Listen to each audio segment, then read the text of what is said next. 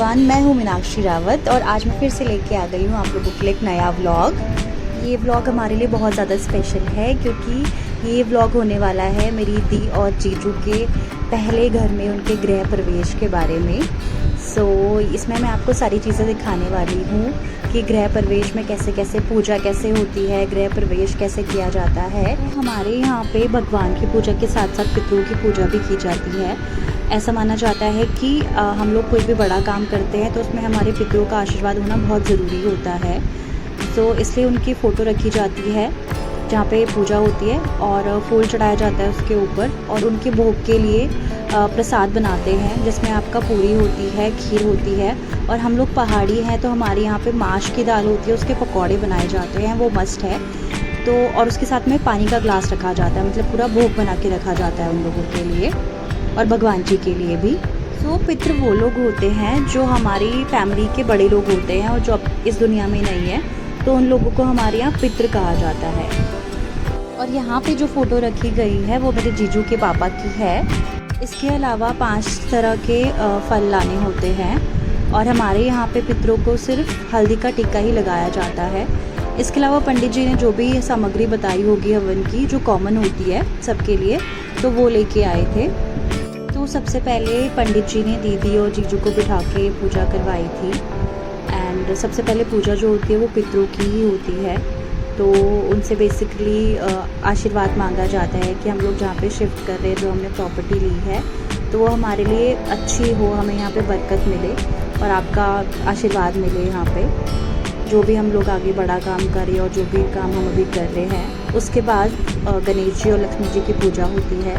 Obviously वो तो ज़रूरी होती ही होती है लक्ष्मी जी और गणेश जी की, ताकि प्रॉस्पेरिटी आए। और साथ में आपने देखा होगा कि हमने छोटे से लड्डू गोपाल जी भी रखे हुए हैं और उनके लिए हम लोग राधा रानी भी लेके आ गए हैं। पहले ही दीदी के पास सिर्फ लड्डू गोपाल जी थे, बट दीदी ने कहा था कि जब मैं अपना घर ले लूँगी तो मैं आपके लिए राधा रानी भी ज़रूर लेके आऊँगी।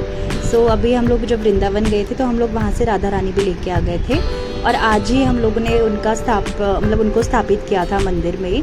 पितरों की और लक्ष्मी जी और गणेश जी की पूजा करने के बाद फिर हमने हवन किया और हवन की पूरी सामग्री जो होती है उसको मिक्स करना होता है।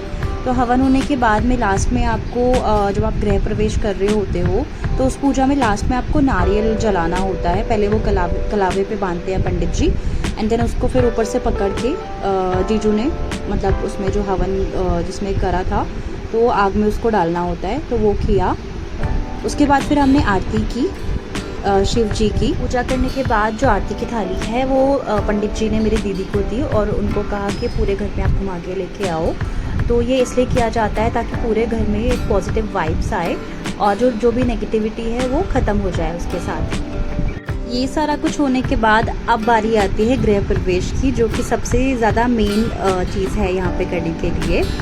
और इस मोमेंट के लिए तो हम लोग बहुत टाइम से वेट कर रहे थे और हमें बहुत खुशी हुई थी जब ये लोग गृह प्रवेश कर रहे थे। गृह प्रवेश के टाइम पे आप स्टेयर्स से आते हैं ऊपर, एंड सर के ऊपर आपको ये कलश रखना होता है जिसके ऊपर नारियल होता है, उसके अंदर पानी होता है और पानी में आपके आम के पत्ते रखे जाते हैं और फूलों की एक माला रखी जाती है। और पंडित जी ने डोर पे सबसे पहले स्वास्तिक बनाया था और उसके ऊपर ओम भी बनाया था और फिर दीदी और जीजू को बोला कि आ जाओ और अपना दाहिना पैर पहले रखना। फिर ये कलश लेके दीदी पूरे घर में घूमी एंड उसके बाद फिर वो आई, उसने पंडित जी को दिया वो कलश और फिर उसने आशीर्वाद लिया पंडित जी से और पंडित जी ने उसे खूब सारा आशीर्वाद दिया। पूजा और हवन कंप्लीट होने के बाद आपका जो है प्रसाद मिलता है, कलावा बांधा जाता है सबसे पहले हाथ पे और फिर आपको पंडित जी जो है प्रसाद देते हैं। प्रसाद में वही जो भी फ्रूट होते हैं और मिठाई होती है और ड्राई फ्रूट्स होते हैं, नट्स होते हैं, तो वो आपको जो है अलग अलग करके रखे जाते हैं एक डोने में, एंड देन वो आपको मिलता है और ये प्रसाद आपको मिलता है तो ये आपको ही खाना होता है, ये आपको शेयर नहीं करना होता।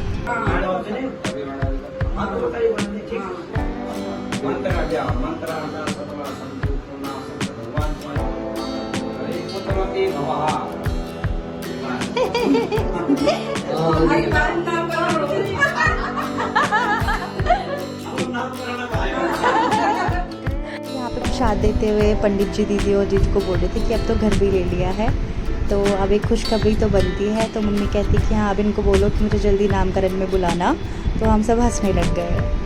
और यहाँ पे पंडित जी मेरी दीदी को कह रहे थे कि ये नारियल जो है ये कच्चा है, तो इसको आप प्रसाद के रूप में या तो सीधा खा सकते हो, या फिर अगर कुछ मीठा बनाना हो उसमें डालना हो तो वो भी कर सकते हो। क्योंकि श्रीफल होता है तो वो तो आप मंदिर में रखते हो, बट ये तो नारियल था तो उन्होंने कहा आप इसको यूज़ कर सकते हो। फिर पंडित जी ने हम सबको कलावा बांधा और टीका लगाया और प्रसाद दिया सबको। फिर पंडित जी जब मुझे कलावा बांध रही थी तो मुझसे पूछ रहे थे कि आप पढ़ाई कर रहे हो, तो मैंने कहा नहीं मैं जॉब कर रही हूँ। तो फिर पंडित जी भी मुझसे मेरी शादी का सवाल पूछने लग गए, जैसे सभी पूछते हैं आजकल कि अच्छा लड़का ढूंढा हुआ है, शादी कब कर रहे हो। तो मैंने कहा नहीं नहीं, अभी तो शादी का बिल्कुल टाइम नहीं है, अभी शादी करने में मतलब बहुत टाइम है।